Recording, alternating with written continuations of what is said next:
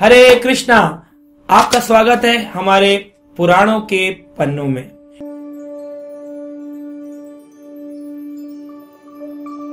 और आज हम चर्चा करेंगे पद्म पुराण से एक अद्भुत श्लोक पर, जिसमें बताया गया कि कभी कभी लोगों का ये प्रश्न होते हैं, हमसे कोई पाप हो गया, जाने अनजाने भूल चूक हो गई, तो हमें क्या पश्चाताप करना चाहिए, क्या करें ऐसा। तो लोग कहते हैं चलो तीर्थ यात्रा चले जाएं, धाम यात्रा चले जाएं। और धाम यात्रा जब जाते हैं तो धाम के भाव को अंगीकार ना करके बस ऐसे ही घूमने फिरने चले जाते हैं, फोटो खिंचा के आ जाते हैं। तो धाम या तीर्थ में जाकर के अगर किसी ने पाप कर दिया, क्योंकि प्रवृत्ति तो वही है, तो क्या होगा, आइए सुनते हैं पद्म पुराण में क्या वर्णन किया गया। यहाँ पर पुलस्त मुनि और भीष्म जी इस बात की चर्चा कर रहे हैं। कहते हैं, यद अन्यत्र कृतं पापम तीर्थ तथापि लाघवम, न तीर्थ कृतम अन्यत्र क्वचित पापम विपोहितः। कहते हैं अगर किसी व्यक्ति ने अपने शहर में पाप किया, अपने गांव में पाप किया, तीर्थ यात्रा गया तो उस पाप से वो मुक्त हो सकता है।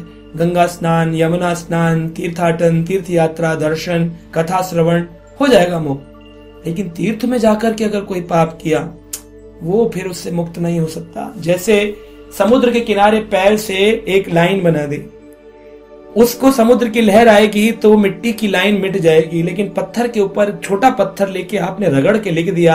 लिखते रहते हैं ना लोग, दिल बनाते रहेंगे, एरो बनाते रहेंगे, कुछ भी लिखते रहेंगे, नाम लिखते रहेंगे, वो मिटाए नहीं जाते हैं।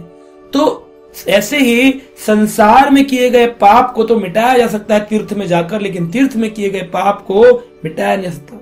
इसलिए धाम और तीर्थ में जाने से पहले हमको धाम की बुद्धि होनी चाहिए, हमें तीर्थ की बुद्धि होनी चाहिए कि हम तीर्थ में जा रहे हैं, हम धाम में जा रहे हैं। लोग वही क्रियाएं, पति पत्नी वही क्रियाएं संग करना जो संसार में कर रहे हैं, उसी को तीर्थ यात्रा धाम में करते हैं। कितना बड़ा पाप है। लोग तो अभी शादी के बाद घूमने के लिए हनीमून पिकनिक स्पॉट बना दिए तीर्थ यात्राओं को और धाम को। ये भूल मत करिए, तीर्थ यात्रा कोई ऐसा स्थान नहीं है, धाम कोई ऐसा स्थान नहीं है। आप जाइए, दर्शन करिए, फिर बाहर निकल जाइए तीर्थ से, उस धाम की उस सीमा से, उसके बाद जाकर के जो भी क्रिया करनी आप करिए।